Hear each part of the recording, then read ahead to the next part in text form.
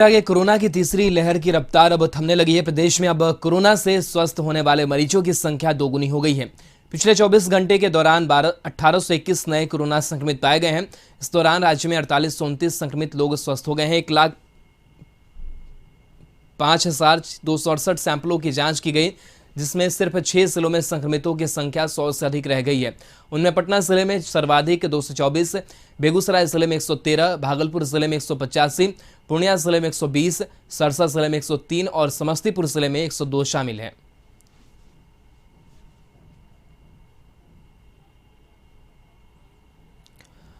और इस पूरी खबर पर गौतम हमारे साथ जुड़े हुए हैं। गौतम, बिहार वासियों के लिए राहत भरी खबर, क्योंकि कोरोना संक्रमण की रफ्तार लगातार कम होती जा रही है। आंकड़े क्या संकेत दे रहे हैं और क्या लग रहा है कि ये आंकड़ा अब धीरे धीरे कम होकर के खत्म हो जाएगा?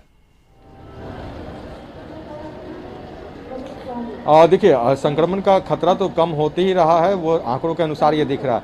मगर असलियत क्या है, लोग इस चीज़ को समझ रहे हैं या नहीं, ये भी एक बहुत बड़ा सवाल है। क्योंकि लोगों को ये पता चला है कि इस बार का जो कोरोना है वो ज़्यादा खतरनाक नहीं है, और लोग इस चीज़ से लेके थोड़ा सा अपने आप को सुरक्षित महसूस कर रहे हैं। और इसी का नतीजा है कि बहुत सारे लोग मास्क भी नहीं लगा रहे हैं, बहुत सारे लोग सोशल डिस्टेंस का भी पालन नहीं कर रहे हैं, और बहुत सारे लोगों की तरफ से लापरवाही बढ़ती जा रही भीड़ भाड़ इलाकों में जाने का। तो ये एक खतरा जो है उसे कम करने में परेशानी है। और दूसरी बात ये कि बहुत सारे लोग अब जो है, जिस तरह से जो एक बड़ा संक्रमण का जो एक संख्या सामने आया और बहुत सारे लोग ठीक होते गए, तो लोगों को ये लगा, शायद लगने लगा है कि शायद ये संक्रमण सर्दी खांसी बुखार हो रही है, और खुद ब खुद कुछ दिनों में दवा लेने से वो ठीक हो जा रहा है। तो हो सकता है कि ये भी एक पॉइंट ऑफ व्यू हो सकता है कि लोग ज़्यादा जाँच नहीं करा रहे हैं, क्योंकि हम जिन सेंटरों पर जाँच की संख्या रोजाना 400-500 के करीब होती थी, अब उन जगह सेंटर पे 100 से भी कम जो है लोग जांच कराने के लिए पहुंच रहे हैं।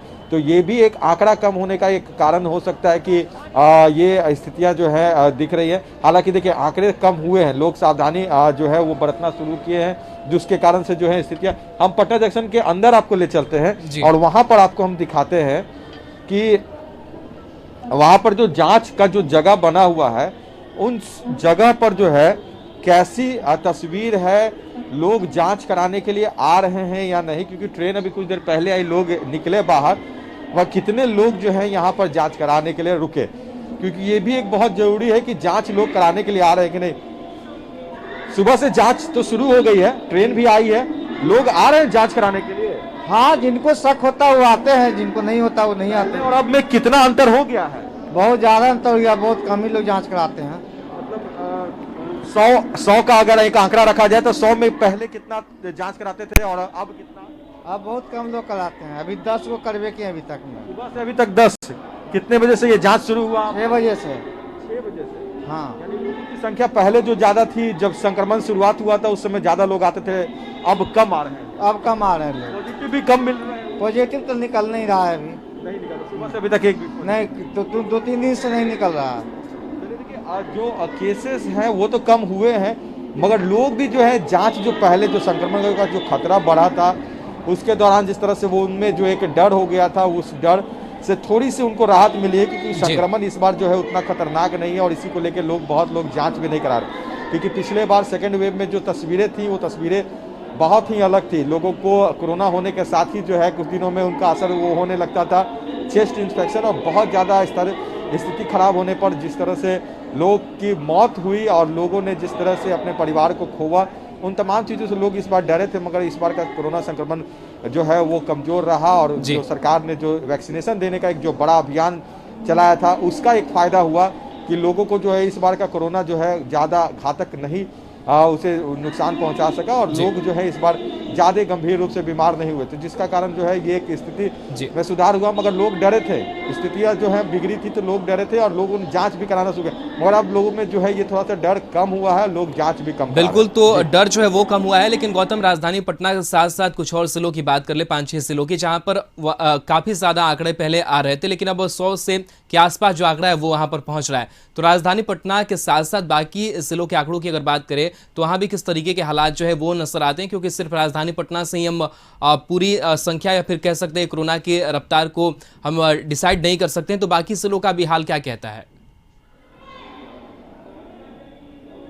देखिए, बिहार के 6 जिलों की अगर बात कर ली जाए तो 100 के करीब जो है वो आंकड़े हैं जो पॉजिटिव मरीजों के। उसके बाद जितने भी जिले हैं वहाँ पर जो है मरीजों की संख्या 100 से नीचे ही है।